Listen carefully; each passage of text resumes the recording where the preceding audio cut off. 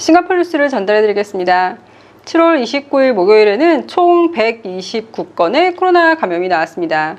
30일인 오늘은 131건의 지역 감염이 있었습니다.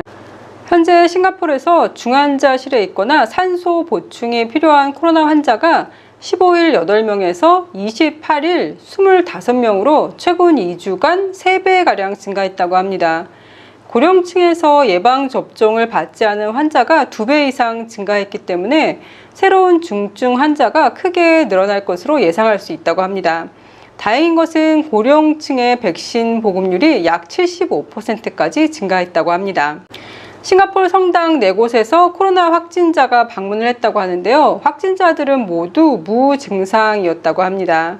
성당에서는 건강을 잘 살피고 이상 반응이 있을 경우 바로 병원에 방문해서 검사 받을 것과 가급적이면 성당에 나오지 말고 온라인으로 미사 볼 것을 권하고 있습니다.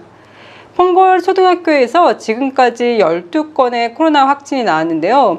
펑걸 초등학교 모든 학생과 교직원들은 코로나 테스트를 의무적으로 받게 된다고 합니다. 초추강과 주롱 웨스트의 두 HDB 블록도 코로나 테스트를 의무적으로 받게 되었습니다. 센토사의 빌리지 호텔은 코로나 증상이 심하지 않거나 아니면 거의 없는 코로나 확진자들을 돌보는 6번째 시설이 되었다고 합니다.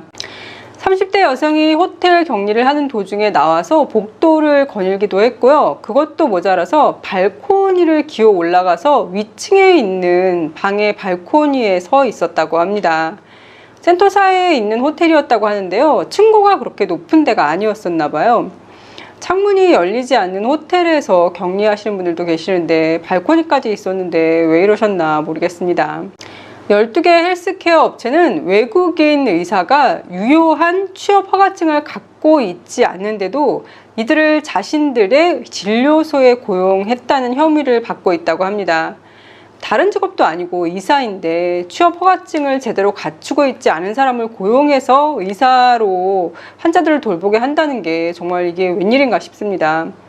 호우강, 우들랜드, 클레멘티, 배독 등의 클리닉이라고 하는데요. 이름 옆에다가 걸어놓았으니까 참고하시기 바랍니다. 싱가포르의 한 두부 제조업체에서는 추가 통보가 있을 때까지 생산을 중단하라는 명령을 받았는데요. 그 이유가 조사 과정에서 바퀴벌레, 배수구 파리, 죽은 쥐 등이 많이 발견되었다고 합니다. 두부 만드는 데서 이렇게 됐다니까 도대체 뭘 사 먹어야 될지 모르겠습니다. 8월이 되면 싱가포르 내셔널데이를 맞이해서 역사적인 건물들의 붉은색, 흰색 조명 등을 쏘는데요. 붉은색, 흰색 조명을 쏘는 이유는 싱가포르 국기 바탕색이 붉은색, 흰색이라서 그런데요. 작년에는 좀 유명한 건물에 빛을 쏘았다면 올해는 역사적인 건물인데 그 역사적인 의미가 많이 잊혀진 건물도 포함을 시켰다고 합니다. 내셔널 디자인 센터, 오브젝티프스, 스탠포드 아트 센터 등이 포함되었고, 그리고 1939년 개관 당시 싱가포르가 동남아시아에서 가장 높은 건물이었던 캐세이도 선정되었습니다. 이 캐세이 영화관 같은 경우에는 최초로 에어컨이 작동된 영화관이었고, 당시 미국과 영국 영화를 상영한 최초의 영화관이었다고 합니다. 국립디자인센터는 120년 전 가난하고 불우한 사람들을 돕기 위해 포르투갈인에 인해서 설립된 수녀원 자리였는데 지금 현재는 국립디자인센터로 사용되고 있습니다. 그래서 국립디자인센터 안에 들어가면은 이렇게 과거 수녀원으로 사용되었던 흔적들이 보이고 있어요. 벽화였는지 조각이었는지 거기 이렇게 여기가 카톨릭 건물이었구나 라는 걸 알 수 있는 그러니까 조각은 아니고 약간 반조각 같은 게 있었던 것 같아요. 제가 지금 기억이 정확히 안 나거든요. 센트럴 파이어 스테이션, 그리고 캐테드럴 오브 더 굿 셰퍼드, 내셔널 뮤지엄 오브 싱가포르도 포함이 되었고요. 저녁 7시 30분부터 12시까지 불이 밝혀진다고 합니다. 원래 8월 9일이 내셔널 데이고요. 그래서 여러 가지 퍼레이드 및 행사를 하고 그 다음 날은 학교 공휴일이거든요. 내셔널 데이 퍼레이드 하고 이런 행사를 하기 때문에 그 다음 날 공휴일로 항상 지정을 하는데요. 올해는 내셔널 데이 기념 행사가 지금 페이즈 2가 들어가는 바람에 좀 뒤로 미뤄졌잖아요. 그럼에도 불구하고 8월 10일 예정된 학교 휴일에는 변화가 없다고 합니다. 내셔널 퍼레이드가 21일 토요일로 이제 미뤄졌는데요. 그렇다고 해서 23일 월요일 날 학교 휴일은 아니라고 합니다. 그리고 올해는 불꽃놀이도 안 한다고 합니다. 싱가포르 그린 플랜 2030이라고 2030년까지 우리가 이렇게 하겠다 이렇게 발표를 한 게 굉장히 많아요. 그 중에 하나가 시티 인 네이처거든요. 그전에는 가든 시티였다가 시티 인 가든이었다가 지금은 시티 인 네이처로 바꿨어요. 그래서 나무도 지금 싱가포르에 한 700만 그루가 심어져 있다고 하는데 앞으로 추가로 100만 그루도 더 심고 좀 더 이제 자연을 보호하고 자연을 살리고 더 많은 공원도 만들고 이런 계획들이 만들어져 있는데요. 그런데 도보 포레스트의 절반은 하우징 프로젝트로 사용되고 나머지는 자연 그대로 놔둔다고 합니다. 그러니까 땅이 좁아서 어쩔 수 없는 건지 모르겠지만 이렇게 100만 그루 더 심기 운동 이런 거 하면서 나무 심으면서 또 이미 조성되어 있는 포레스트는 절반을 하우징 프로젝트로 사용하기 위해서 이미 조성되어 있는 숲을 없앤다는 게 좀 마음이 아프네요. 연구에 따르면 8,300만 명의 인구가 온실가스 배출로 인한 기온 상승으로 인해 금세기 안에 사망을 할 수 있다고 합니다. 예일대 기후경제학자이자 노벨상 수상자인 윌리엄 노드하우스가 개발한 모델을 적용해서 현재 지구온난화 궤도에 따른 열 사망자 숫자를 계산을 한 거라고 해요. 그의 계산에는 해수면 상승이나 아니면 어떤 심각한 태풍 같은 거요. 그리고 농작물이 재배가 잘 안 되는 등 대기 온난화의 영향을 받는 질병 패턴 변화로 사망할 수 있는 사람들의 숫자는 포함되지 않았다고 합니다. 그러니까 이 8,300만 명이 사망할 수 있다는 거는 단순히 그냥 열사병 같은 걸로 사망할 수 있다는 거예요. 그러니까 여기에 다른 이유들까지 포함되면 굉장히 많은 사람이 사망할 수 있다는 거잖아요. 지구상에서 가장 덥고 가난한 아프리카, 중동, 남아시아 지역의 사망률이 가장 높을 것으로 예상된다고 합니다. 올해 가뭄으로 미국에서는 밀 생산량이 기존의 50%밖에 안 될 것으로 예상하고 있다고 합니다.